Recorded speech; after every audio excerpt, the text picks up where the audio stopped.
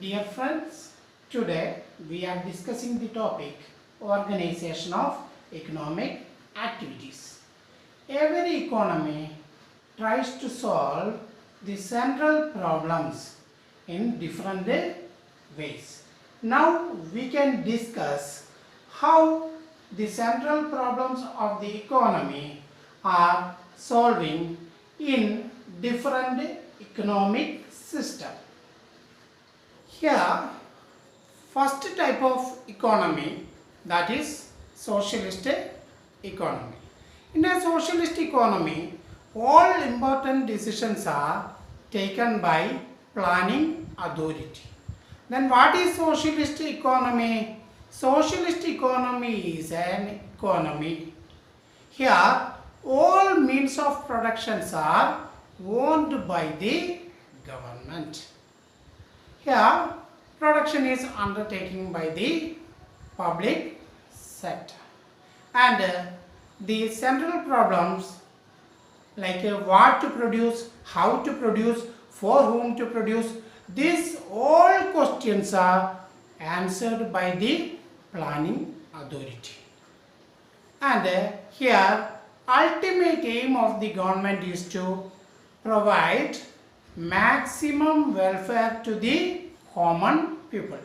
That means if government found the production of one commodity or one service is necessary for the prosperity or welfare of the people, like education and health, then government induce the people to produce that commodity or service more, or government may produce that type of goods and services. Here, social welfare is the basis of production and distribution of resources. The next economy, that is market economy or capitalist economy. In a market economy or capitalist economy, all means of production are under the ownership and control of the government. That means here means of production, that is land, labor, capital and organization or entrepreneurship, all are owned and controlled by the government.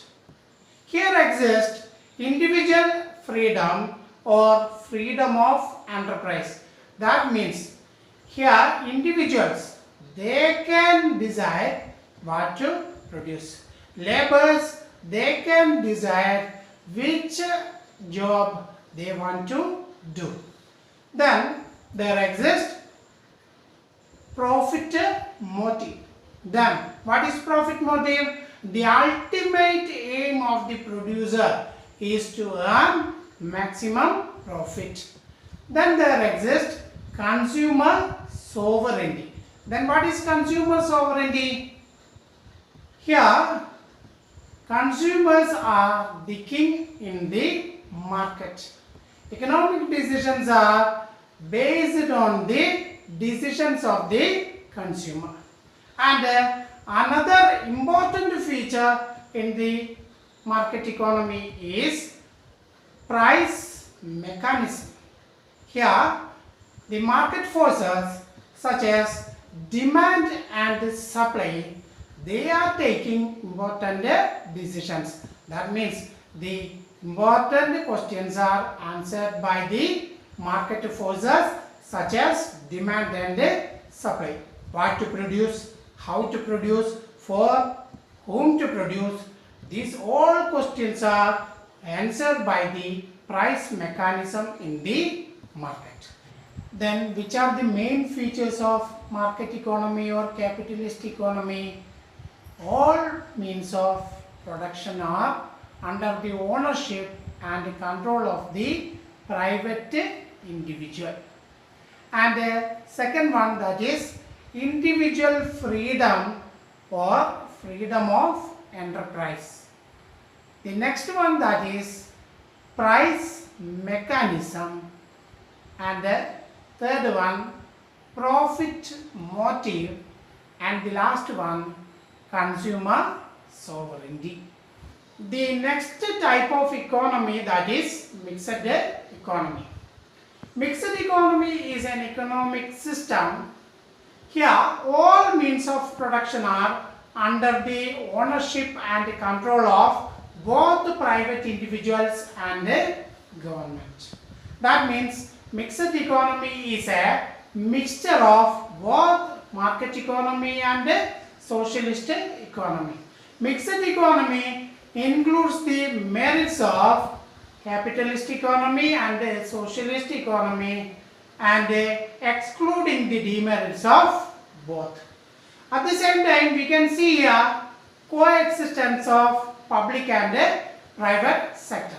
That means here some goods and services are produced by public sector and others are by private sector. Here exists economic planning and price mechanism. Important decisions are taken by both planning authority and price mechanism. And the aim of the mixed economy, that is social welfare and profit. Then here the important features of mixed economy, they are all means of productions are owned and controlled by private individuals and government. Second one, coexistence of public sector and private sector. Third one, economic planning and price mechanism. Fourth and last one, social welfare and profit motive. The next topic we want to discuss, that is positive economics and normative economics. Economic analysis is of two types. They are positive economics and normative economics. Positive economics deals with what is, or it is deals with how different mechanisms function. In positive economics, we are discussing consequence of a policy or a decision without going to its merits and demerits. For example, if the statement poverty in India is high, it is coming under positive economics. Next, normative economics. Normative economics deals with what ought to be. Here we are evaluating the functioning of a mechanism, or here we are discussing the merits and demerits of a mechanism.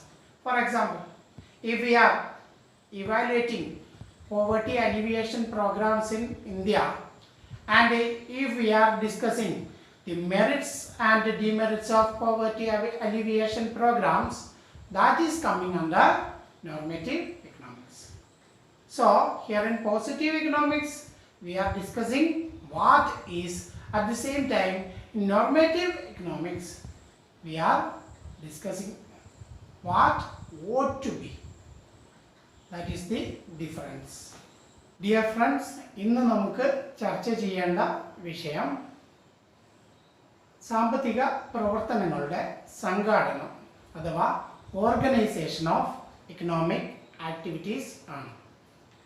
പല സമ്പദ് വ്യവസ്ഥകളും പല രീതിയിലാണ് സാമ്പത്തിക പ്രശ്നങ്ങൾ പരിഹരിക്കുന്നത്. ഇവിടെ ഓരോ സമ്പദ് വ്യവസ്ഥയും എങ്ങനെയാണ് സാമ്പത്തിക പ്രശ്നങ്ങൾ പരിഹരിക്കുന്നതെന്ന് നമുക്ക് പരിശോധിക്കാം. ഇവിടെ ഒന്നാമതായി സോഷ്യലിസ്റ്റ് സമ്പദ് വ്യവസ്ഥ അഥവാ കേന്ദ്രീകൃത ആസൂത്രിത സമ്പദ് വ്യവസ്ഥ. കേന്ദ്രീകൃത ആസൂത്രിത സമ്പദ് വ്യവസ്ഥ എന്ന് പറയുമ്പോൾ ഇവിടെ ഉൽപാദന ഉപാധികളുടെ ഉടമസ്ഥതയും നിയന്ത്രണവും ഗവൺമെൻറ്റിൽ നിക്ഷിപ്തമാണ്. ഇവിടെ പ്രധാനപ്പെട്ട തീരുമാനങ്ങൾ, അതായത് സാമ്പത്തിക പ്രശ്നങ്ങൾക്കുള്ള പരിഹാരം നിർദ്ദേശിക്കുന്നത് കേന്ദ്ര ആസൂത്രണ കമ്മീഷനാണ്. ഇവിടെ എന്ത് ഉൽപ്പാദിപ്പിക്കണം, എങ്ങനെ ഉൽപ്പാദിപ്പിക്കണം, ആർക്ക് വേണ്ടി ഉൽപ്പാദിപ്പിക്കണം, ഈ കാര്യങ്ങളിലൊക്കെ തീരുമാനങ്ങൾ എടുക്കുന്നത് കേന്ദ്ര ആസൂത്രണ കമ്മീഷനാണ്. കൂടാതെ ഇവിടെ സാമൂഹിക നീതിയും സാമ്പത്തിക നീതിയും നിലനിൽക്കുന്നു.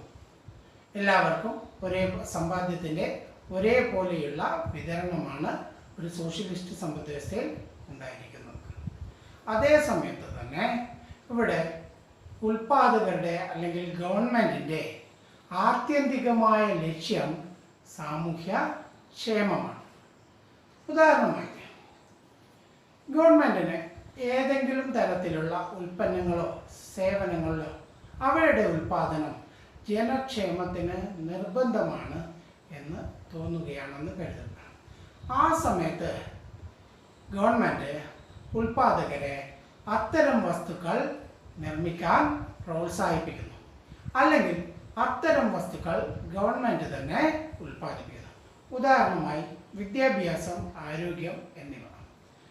ഈ മേഖലയിലുള്ള ഉൽപ്പാദനങ്ങൾ അല്ലെങ്കിൽ സേവനങ്ങൾ അവ ജനക്ഷേമത്തിന് ആവശ്യമാണെന്ന് ഗവൺമെൻറ്റിന് തോന്നുമ്പോൾ അത്തരം വസ്തുക്കളോ സേവനങ്ങളോ ഗവൺമെൻറ് തന്നെ ഉൽപ്പാദിപ്പിക്കുന്നു അല്ലെങ്കിൽ വിതരണം ചെയ്യുന്നു.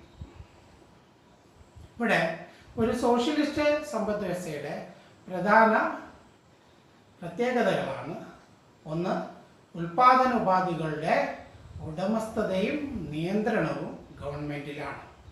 രണ്ടാമത്, സാമൂഹിക നീതി. മൂന്നാമതായി, സാമൂഹിക ക്ഷേമം. 4, കേന്ദ്രീകൃത ആസൂത്രണം. ഇത്രയുമാണ് ഒരു സോഷ്യലിസ്റ്റ് സമ്പദ് വ്യവസ്ഥയുടെ പ്രത്യേകത. അടുത്തതായി വരുന്നത് കമ്പോള സമ്പദ് വ്യവസ്ഥ അല്ലെങ്കിൽ മുതലാളിത്ത സമ്പദ് വ്യവസ്ഥയാണ്.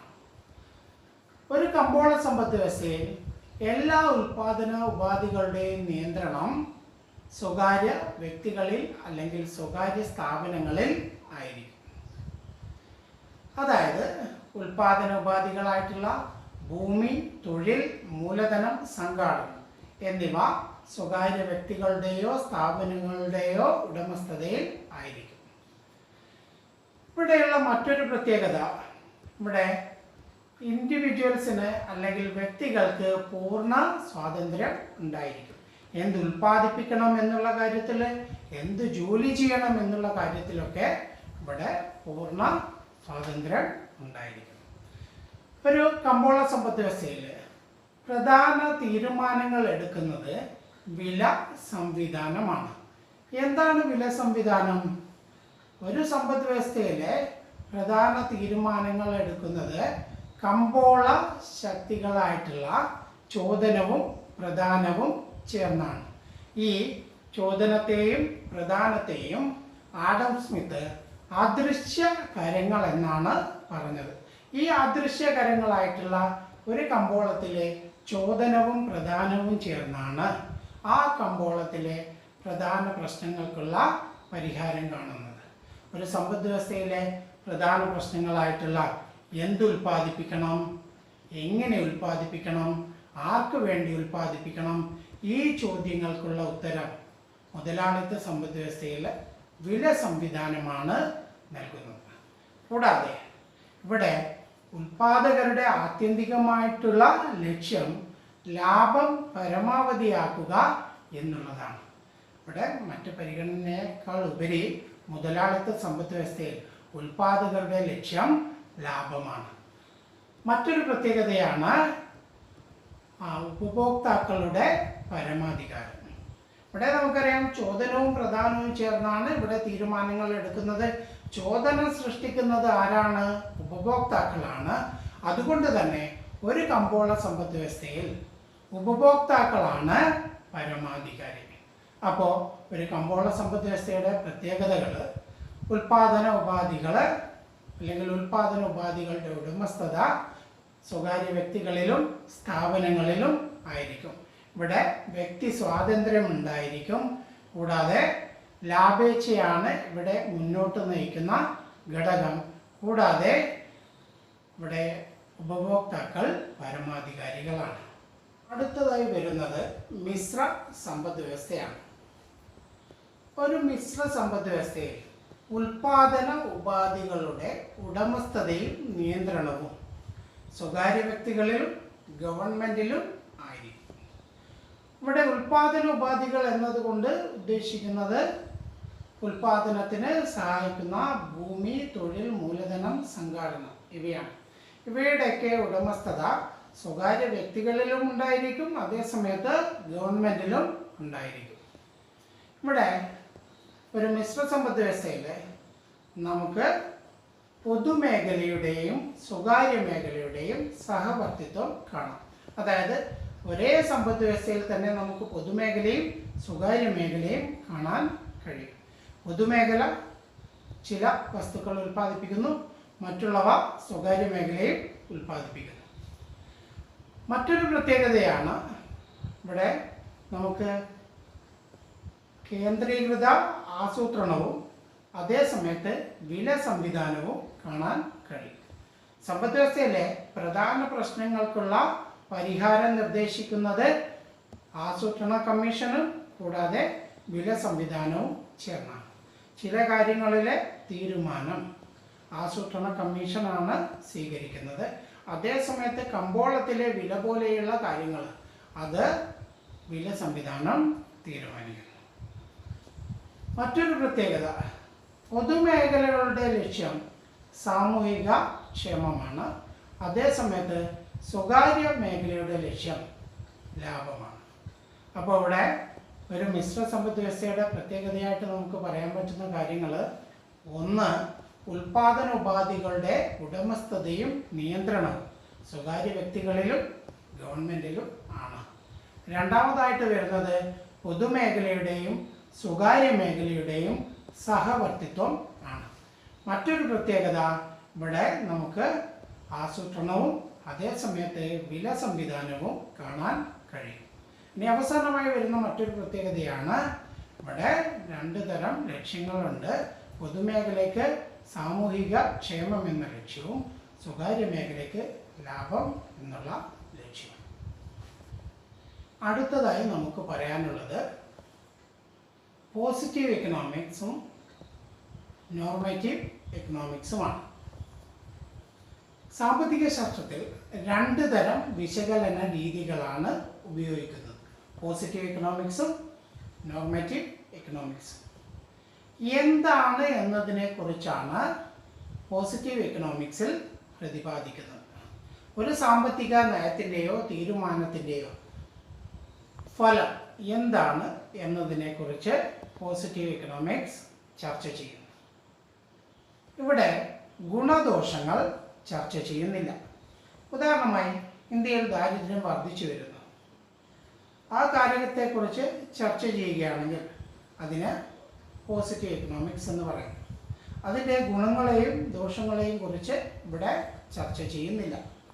അതേസമയത്ത് നോർമേറ്റീവ് എക്കണോമിക്സ് എന്തായിരിക്കണം, വാട്ട് ഓട്ട് ടു ബി എന്നതിനെക്കുറിച്ച് ചർച്ച ചെയ്യുന്നു. അതായത് ഇവിടെ ഗുണദോഷങ്ങൾ ചർച്ച ചെയ്യപ്പെടുന്നു. അതായത് ഒരു പോളിസിയുടെ ഒരു തീരുമാനം, അതിൻ്റെ അനന്തരഫലം എന്താണ്, അത് ഗുണകരമാണോ, ഈ കാര്യങ്ങൾ നോർമേറ്റീവ് എക്കണോമിക്സിൽ ചർച്ച ചെയ്യുന്നു. ഉദാഹരണമായിട്ട് ദാരിദ്ര്യ നിർമ്മാർജ്ജന പരിപാടികൾ, അതിൻ്റെ ഗുണങ്ങൾ ദോഷങ്ങൾ ഈ കാര്യങ്ങളെക്കുറിച്ച് ചർച്ച ചെയ്യുകയാണെങ്കിൽ അത് നോർമേറ്റീവ് എക്കണോമിക്സിലാണ് വരുന്നത്. അപ്പോൾ എന്താണ് എന്നതിനെക്കുറിച്ചാണ് പോസിറ്റീവ് എക്കണോമിക്സിൽ പ്രതിപാദിക്കുന്നതെങ്കിൽ എങ്ങനെയായിരിക്കണം എന്നതിനെക്കുറിച്ചാണ് നോർമേറ്റീവ് എക്കണോമിക്സിൽ പ്രതിപാദിക്കുന്നത്. ഗുണദോഷങ്ങൾ പോസിറ്റീവ് എക്കണോമിക്സിൽ ചർച്ച ചെയ്യുന്നില്ല, അതേസമയത്ത് ഗുണദോഷങ്ങൾ നോർമേറ്റീവ് എക്കണോമിക്സിൽ ചർച്ച ചെയ്യുന്നു. അതാണ് ഇവിടെ പോസിറ്റീവ് എക്കണോമിക്സും നോർമേറ്റീവ് എക്കണോമിക്സും തമ്മിലുള്ള വ്യത്യാസം. അപ്പോൾ ഇന്ന് ഇത്രയും കാര്യങ്ങളാണ് പറയാനുള്ളത്. ഇത്രയും സമയം കേട്ടിരുന്ന എല്ലാവർക്കും നന്ദി.